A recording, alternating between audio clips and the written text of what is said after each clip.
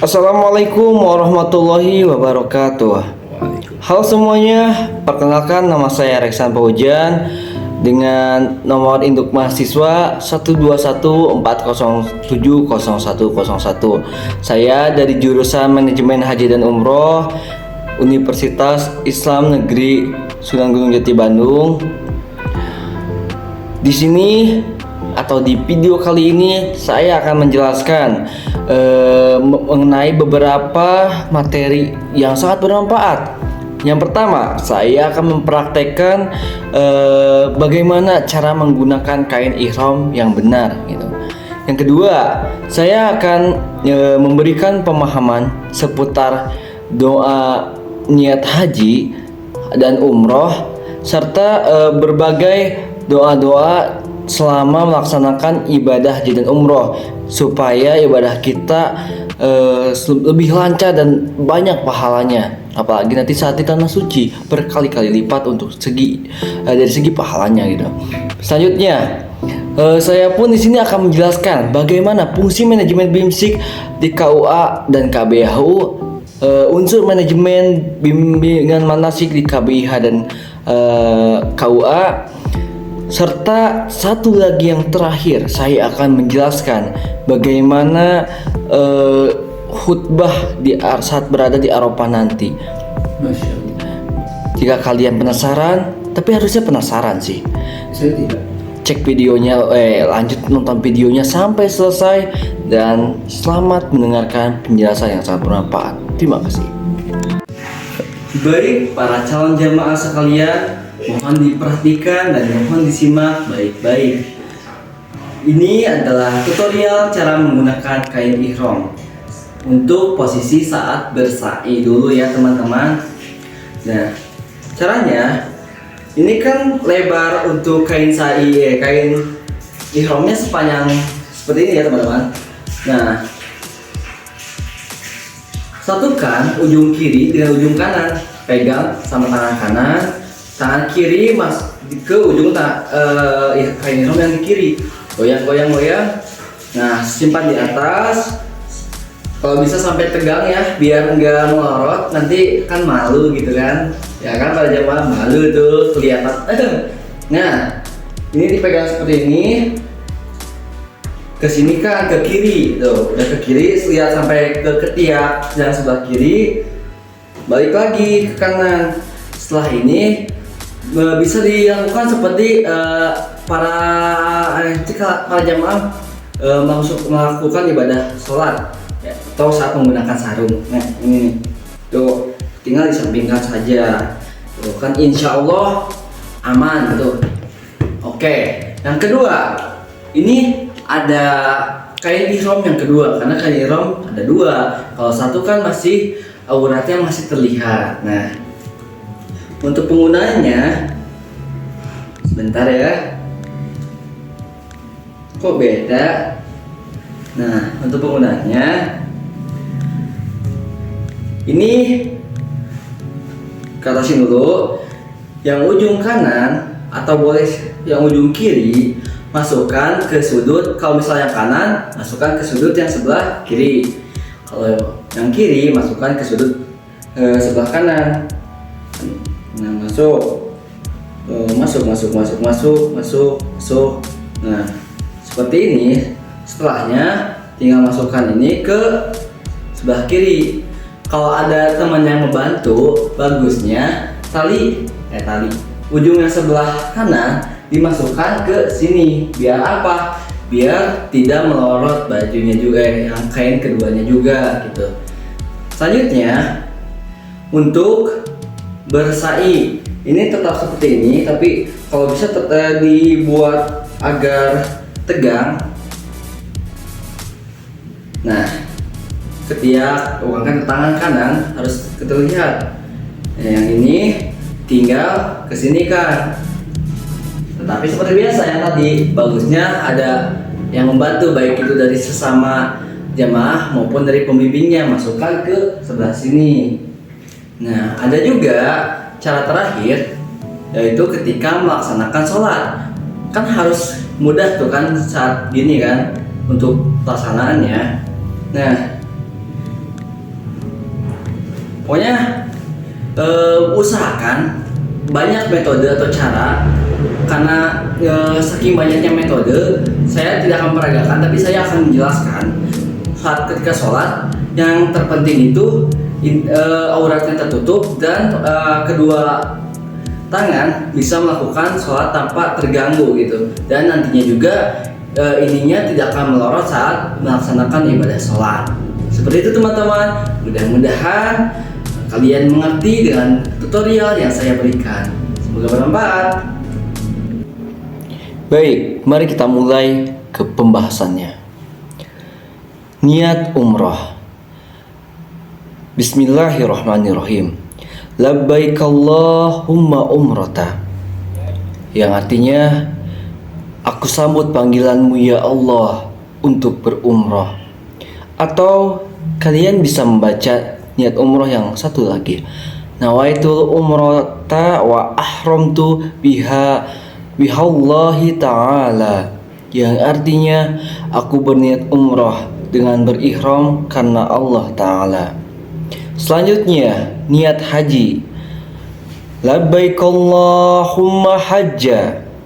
Yang artinya, aku sambut panggilanmu ya Allah untuk berhaji.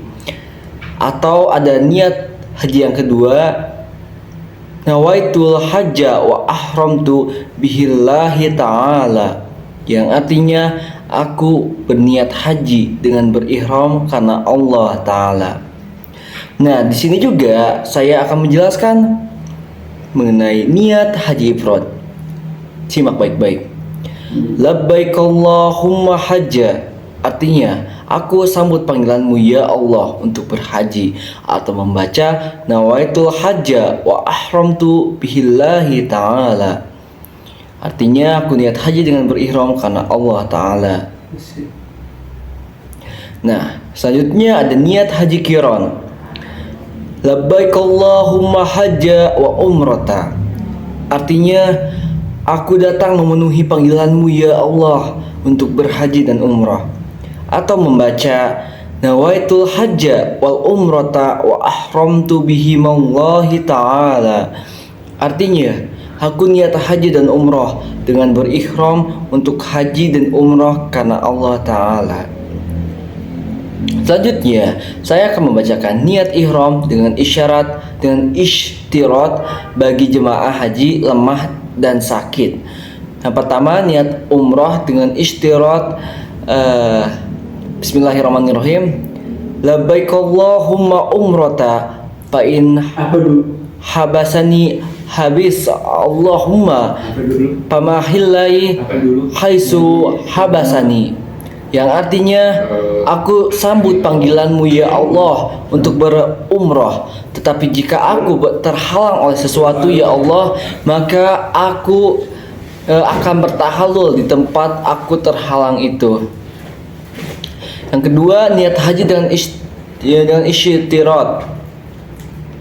Labbaika Allahumma hajja fa in habasani habisa Allahumma pamahillai haisu habasani. Artinya, aku sambut panggilanmu ya Allah untuk berhaji, tetapi jika aku terhalang oleh sesuatu, maka aku akan bertahalul di tempat aku terhalang itu. Selanjutnya ada doa setelah berihram. Allahumma uharimu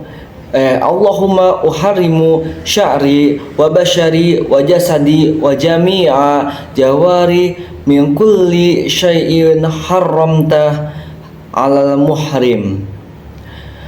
Abtagi bizalika wajhakal karima ya rabbal alamin. Yang artinya, ya Allah, aku haramkan rambut, kulit, tubuh, dan seluruh anggota tubuhku dari semua yang engkau haramkan bagi seorang yang sedang berihram, demi mengharapkan dirimu semata, wahai Tuhan pemelihara alam semesta. Selanjutnya saya akan membacakan doa atau bacaan talbiyah. Labbaik Allahumma labbaik, labbaik la syarika laka labbaik, innal hamda wan ni'mata laka wal mulk la syarika lak. Yang artinya, aku sambut panggilanmu ya Allah. Aku sambut panggilanmu. Aku sambut panggilanmu. Tidak ada sekutu bagimu. Aku sambut panggilanmu. Segala puji, kemuliaan dan segenap kekuasaan adalah milikmu. Tidak ada sekutu bagimu. Bacaan salawat. Allahumma salli wa sallim ala Sayyidina Muhammad wa ala ali Sayyidina Muhammad. Yang artinya, ya Allah, limpahkan rahmat dan keselamatan kepada Nabi Muhammad sallallahu alaihi wasallam beserta keluarganya. Selanjutnya, doa memasuki kota Mekah. Allahumma hada haramuka wa amnuka faharram lahmi wa dami wa sya'ri wa bashari ala nari wa aminni min azabika yauma tab'as ibadaka waj'alni min awliyaika wa ahli ta'atik. Yang artinya, ya Allah, kota ini adalah tanah harammu dan tempat amanmu, maka hindarkanlah daging, darah, rambut dan kulitku dari neraka, dan selamatkanlah diriku dari siksamu pada hari engkau membangkitkan kembali hamba-hambamu, dan jadikanlah aku termasuk orang-orang yang selalu dekat dan taat kepadamu.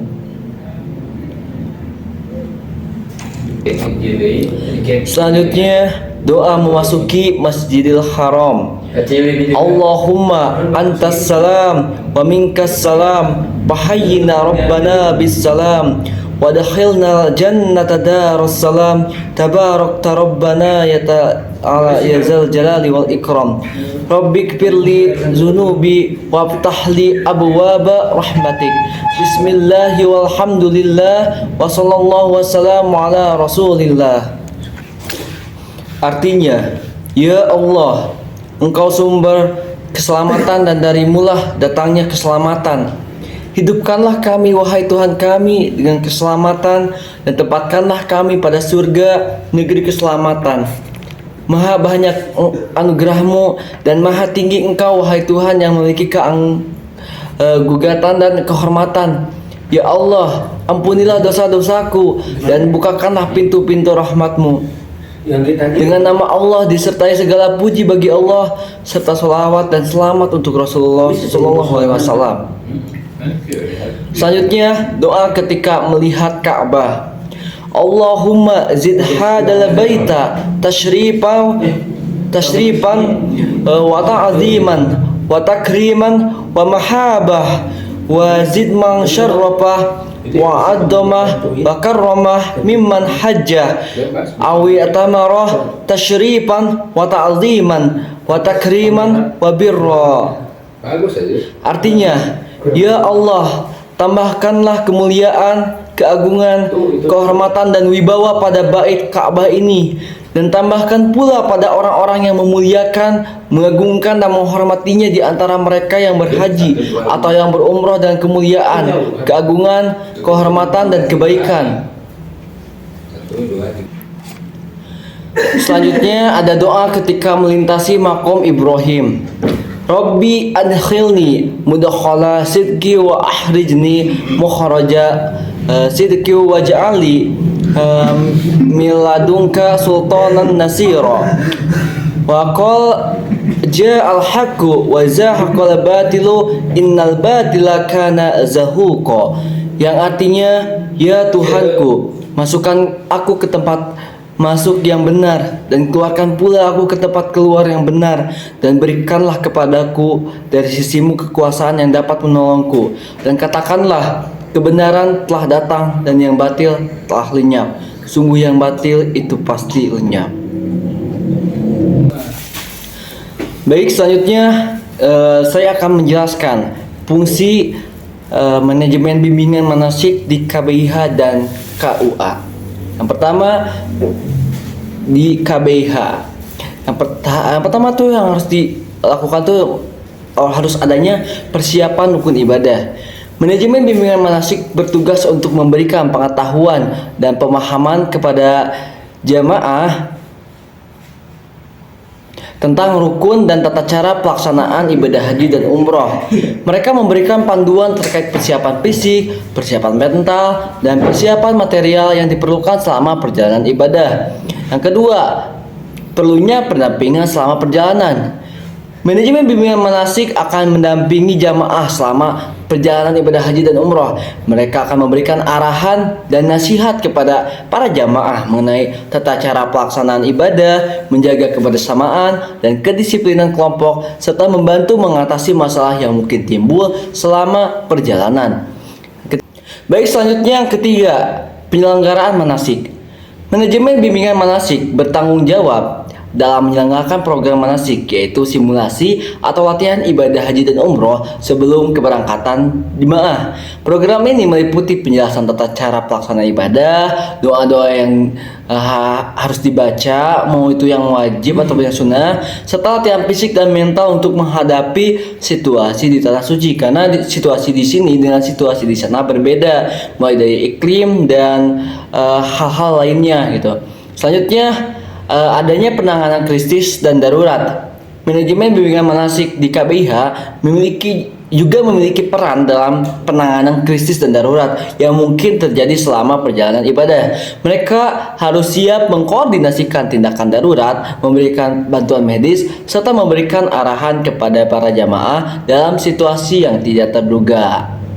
Baik, selanjutnya yang kedua, fungsi manajemen bimbingan manasik di KUA. Yang pertama, pendaftaran dan administrasi. Manajemen bimbingan manasik di KUA bertugas untuk menerima pendaftaran jamaah haji dan umroh serta melakukan verifikasi dokumen serta mengurus administrasi terkait keberangkatan dan kepulangan jamaah. Yang kedua, melakukan penyuluhan dan pendidikan. Manajemen bimbingan manasik di KUA memberikan penyuluhan dan pendidikan kepada para calon jamaah haji dan umroh. Mereka memberikan informasi mengenai tata cara pelaksanaan ibadah, persiapan apa saja yang harus dilakukan, serta nasihat-nasihat dalam menjalankan ibadah dengan baik dan benar. Ketiga, melakukan pengawasan dan evaluasi. Manajemen bimbingan manasik di kantor urusan agama atau KUA melakukan pengawasan terhadap penyelenggaraan ibadah haji dan umroh oleh travel agen dan pelayanan yang diberikan kepada jamaah. Mereka juga melakukan evaluasi terhadap pelaksanaan ibadah untuk meningkatkan kualitas dan keselamatan perjalanan jamaah. Dan yang terakhir, ada koordinasi dengan pihak terkait. Manajemen bimbingan manasik di KUA berperan dalam melakukan koordinasi dengan instansi terkait seperti Kementerian Agama, Kedutaan Besar, dan pihak-pihak terkait lainnya. Mungkin ada dari Pemuda Pancasila. Tujuannya adalah untuk memastikan kelancaran proses perjalanan ibadah haji dan umroh serta melindungi hak dan kepentingan para jamaah. Nah, fungsi-fungsi tersebut bertujuan untuk memberikan bimbingan, pemahaman, dan pelayanan yang baik kepada para jamaah haji dan umroh sehingga mereka dapat menjalankan ibadah dengan lancar, berkesan, dan sesuai dengan tuntunan agama. Selanjutnya, saya akan menjelaskan unsur-unsur manajemen bimbingan manasik di KBIHU.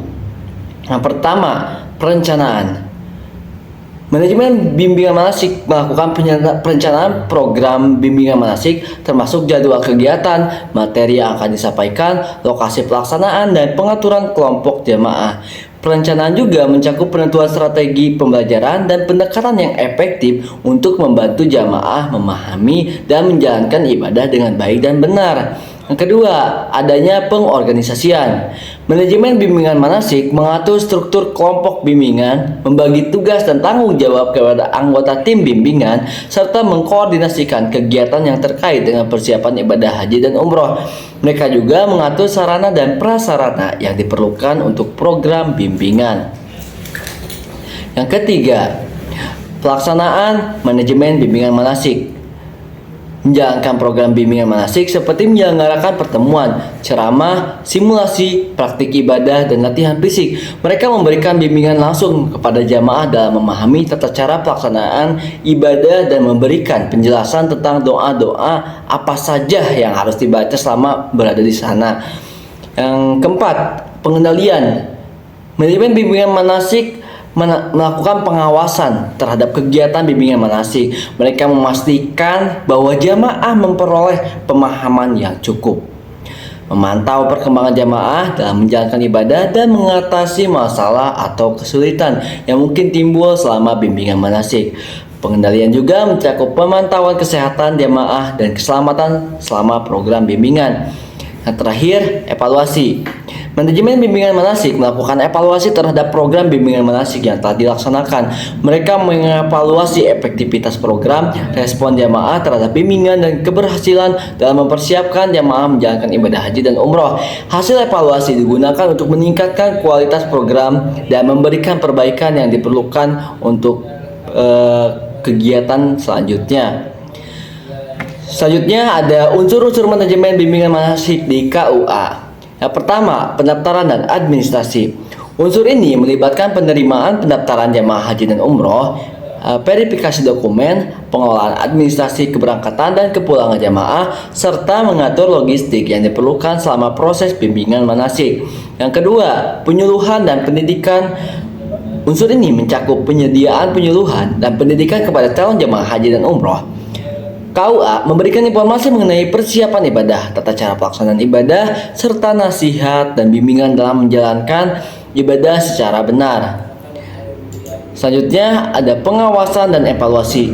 Unsur ini melibatkan pengawasan terhadap penyelenggaraan ibadah haji dan umroh oleh travel agen, serta evaluasi terhadap kinerja penyelenggaraan dan pelayanan yang diberikan kepada jamaah. KUA melakukan pengawasan untuk memastikan kepatuhan terhadap standar kualitas dan keselamatan. Dan yang terakhir, koordinasi dengan pihak terkait. Unsur ini melibatkan koordinasi dengan pihak-pihak terkait seperti Kementerian Agama, kedutaan besar, lembaga-lembaga terkait, dan travel agen. Kantor urusan agama melakukan koordinasi untuk memastikan keselarasan antara berbagai pihak yang terlibat dalam penyelenggaraan ibadah haji dan umroh, serta melindungi hak-hak para jamaah. Baik teman-teman atau para jemaah, selanjutnya saya akan menjelaskan khutbah saat berada di Arafah. Bismillahirrahmanirrahim. Alhamdulillahilladzi ja'alal baita masabatan linnas wa amna. Asyhadu an la ilaha illallah wahdahu la syarikalah alladzi ja'ala hajjal baiti minasyar'ati rukna wa sarrafa wujuhana ila qiblatihi fa kana zalika min ni'matil udma. Wa asyhadu anna Muhammadan abduhu wa rasuluhu khairu man bil baitil atik zakira asma'a rabbahil husna. Allahumma salli ala sayyidina Muhammad wa ala alihi wa ashabihi wa atba'ihi ila yaumil qiyamah. Amma ba'du. Faya ayuhan nas ausikum wa nafsi bitaqwallah fa inna khairaz zadi taqwa wa hiya ni'matul uddatil yaumil mai'ad. Duyufullah wa duyufur rahman yurhamukumullah.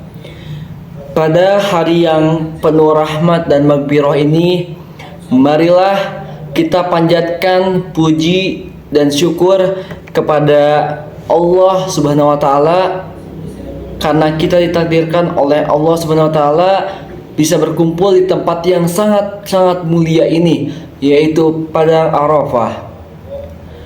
Wukuf di Padang Arafah merupakan rukun haji yang paling utama. Nabi Muhammad SAW pernah ditanya oleh sekelompok orang dari Najd tentang haji. Maka beliau menjawab, Al-Hajju Arafah. Haji itu adalah Arafah. Hadis riwayat At-Tirmizi nomor 889. Di tempat ini Allah akan mengampuni segala dosa bagi siapa saja yang bertaubat. Allah akan mengabulkan segala pintu bagi siapa saja yang memohon.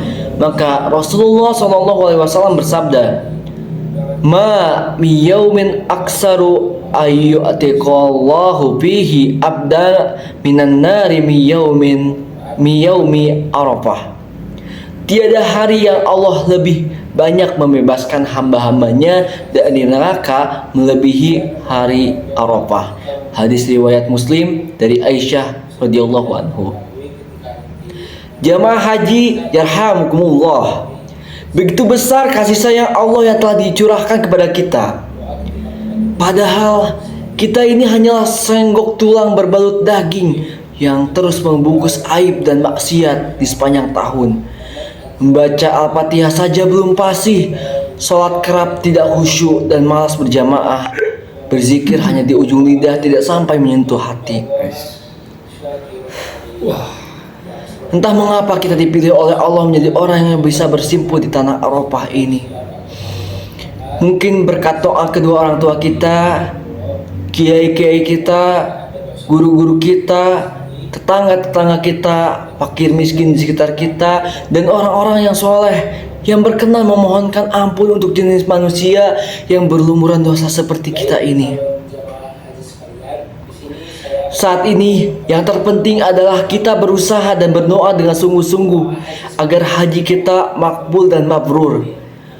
Rasulullah SAW bersabda, Al-hajjul mabrur laisa lahu jaza'u illa jannah. Haji yang mabrur tiada balasan baginya kecuali surga. Ini dari hadis riwayat Bukhari dan Muslim.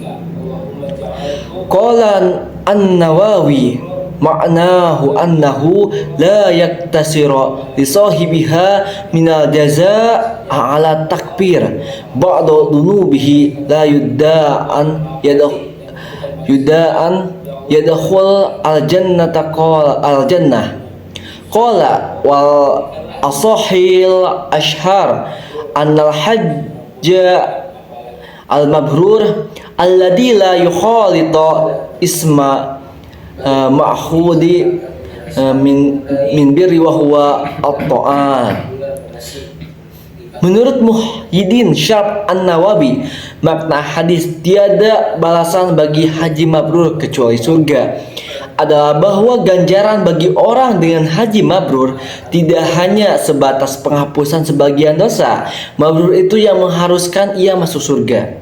Imam Nawawi berkata, yang paling sahih dan masyhur adalah bahwa haji mabrur yang bersih dari dosa itu diambil dari albir atau kebaikan, yaitu ketaatan.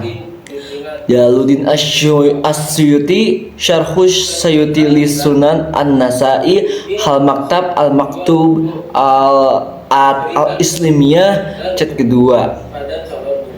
Senada dengan itu, Syekh Jalaluddin As-Suyuti berkata, Waqil wal maqbulu al-muqabal bil birri wa huwa sawab wa min alamatil qabuli ayyarji'a khairan mimma kana wa la yu'awi dalam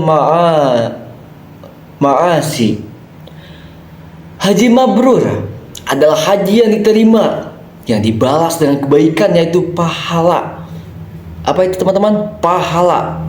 Sedangkan pertanda diterimanya haji seseorang adalah kembali menjadi lebih baik dari sebelumnya dan tidak mengulangi melakukan kemaksiatan. Jalaluddin As-Suyuti Syarhus Suyuti li Sunan An-Nasa'i juz 5 halaman 112. Diyubullah rahimakumullah. Jabal Rahmah yang tidak jauh dari tempat wukuf kita ini mengandung pembelajaran yang sangat berharga bagi kehidupan manusia. Dengan melihatnya kita menjadi teringat sejarah Nabi Adam alaihissalam dan Ibu Hawa diturunkan dari surga ke bumi atas pelanggaran yang mereka lakukan. Ketika Adam dan Hawa bertemu Allah di surga, Allah Subhanahu wa taala berpesan kepada beliau atau keduanya, "Ya Adam, askun anta wa zawjukal jannah wa kula minha ragada haitsu syi'tuma wa la taqraba hadhihi syajarah." Hai Adam, diamilah oleh kamu dan istrimu surga ini dan makanlah makanannya yang banyak lagi baik di mana saja yang kalian sukai. Tetapi janganlah kamu dekati pohon ini. Quran surat Al-Baqarah ayat 35. Ketika keduanya berdosa melanggar perintah Allah Subhanahu wa taala dengan memakan buah pohon itu, atau kita pernah mendengarnya namanya buah khuldi. Allah menyuruh kepada mereka berdua, alam anhakuma antilkuma as-sajarah, bukankah aku telah melarang kamu berdua mendekati pohon ini? Quran Surat Al-A'raf ayat 22.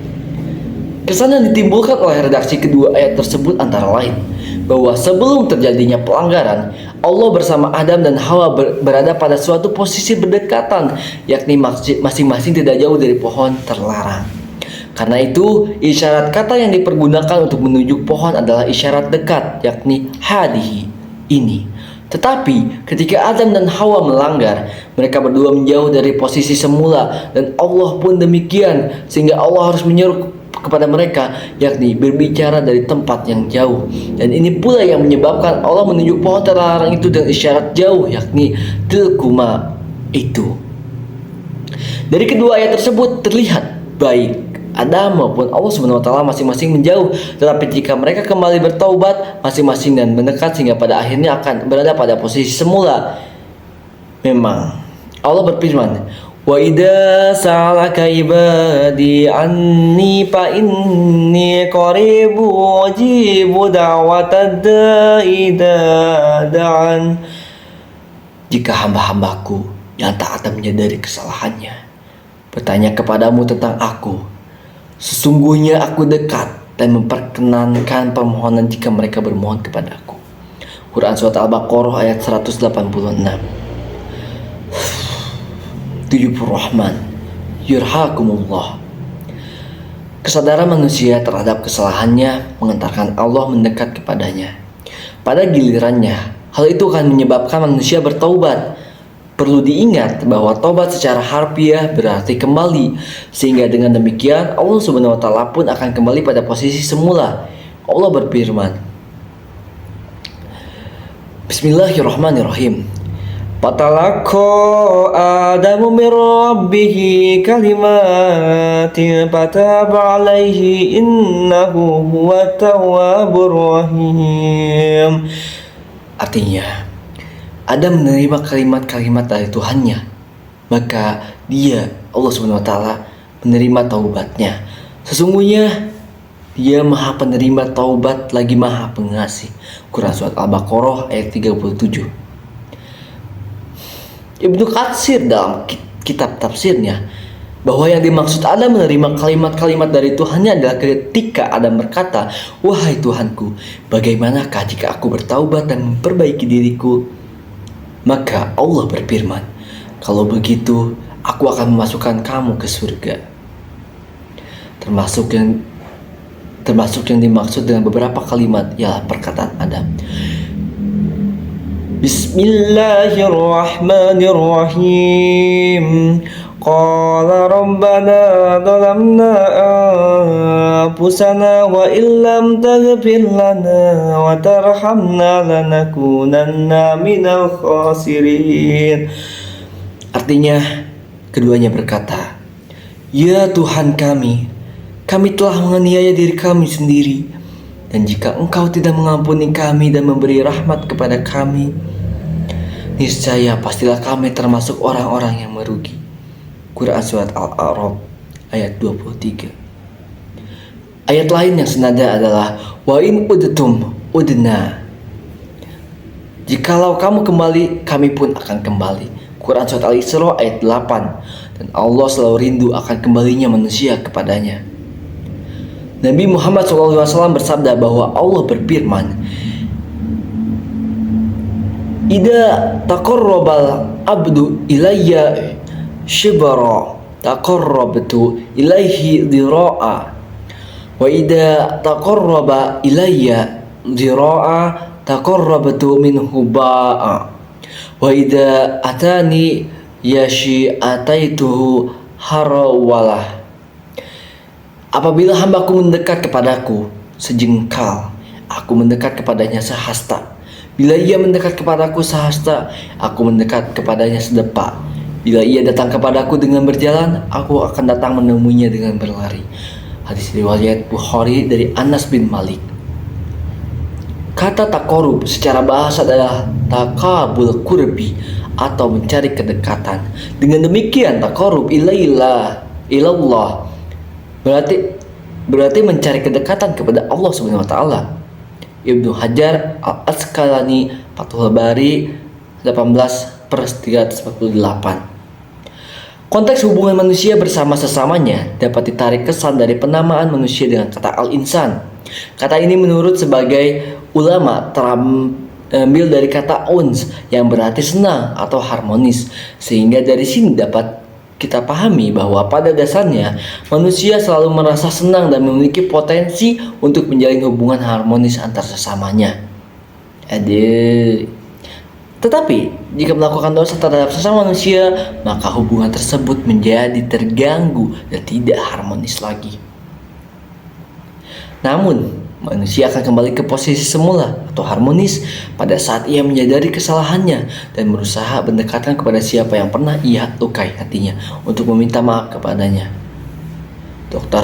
M. Quraish Shihab, MA Wawasan Al-Quran Tafsir Al-Maudi atas berbagai persoalan umat, Mizan Bandung 1956 halaman 240. Jamaah haji rahimakumullah. Khutbah yang sangat sederhana ini dapat kita simpulkan bahwa wukuf di Padang Arafah mengandung pesan. Yang pertama, kita wajib bersyukur kepada Allah Subhanahu wa taala karena atas rahmatnya kita dapat melaksanakan ibadah haji dengan penuh keimanan, ketakwaan, dan ketaatan. Insya Allah ibadah haji kita makbul dan mabrur. Amin ya Allah ya Rabbal Alamin. Yang kedua, haji mabrur adalah haji yang diterima, yang dibalas dengan kebaikan, yaitu pahala berupa surga. Bukan berupa, karena ini adalah sesuatu yang luar biasa yang dicari oleh seluruh manusia. Pertanda diterimanya haji seseorang adalah kembali menjadi lebih baik dari sebelumnya dan tidak mengulangi melakukan kemaksiatan. Mudah-mudahan kita semua dijauhkan dari hal-hal yang berbau maksiat. Yang ketiga, guna menjaga kemabruran haji, kita perlu memelihara kedekatan hubungan, baik kedekatan hubungan kepada Allah Subhanahu wa taala maupun kedekatan hubungan kepada sesama manusia.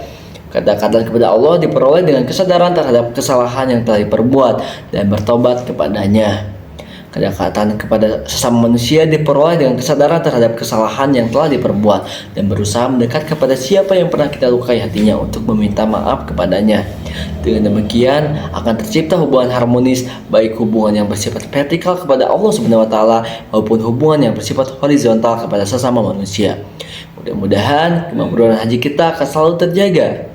Demikian yang dapat khotib sampaikan, mudah-mudahan bermanfaat. Barakallahu li wa lakum bil Qur'anil azim wa nafa'ani wa iyyakum bima fihi minal ayati waz zakaril hakim wa taqabbal minni wa minkum tilawatahu innahu huwas samiul alim.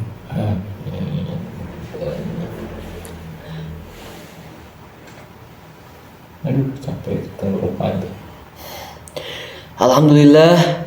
Alhamdulillahi wa kafa wa usalli wa usallim ala sayyidina Muhammadin al-Mustafa wa ala alihi wa ashabihi ahlil wafa. Faya ayyuhal muslimun usikum wa nafsi bitaqwallahil aliyil azim wa'lamu anna Allah amarakum bi amrin azim, amarakum bis salati wassalam ala nabiyatil karim.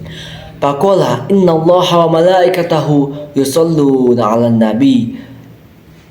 Faqala inna Allaha wa malaikatahu yusalluna 'alan nabi. Ya ayyuhallazina amanu sallu 'alaihi wa sallimu taslima. Allahumma salli ala Sayyidina Muhammad wa ala ali Sayyidina Muhammad kama sallaita ala Sayyidina Ibrahim wa ala ali Sayyidina Ibrahim wa barik ala Sayyidina Muhammad wa ala ali Sayyidina Muhammad kama barakta ala Sayyidina Ibrahim wa ala ali Sayyidina Ibrahim bil alamin innaka Hamidum Majid. Allahumma ghafir lil muslimina wal muslimat wal mu'minina wal mu'minat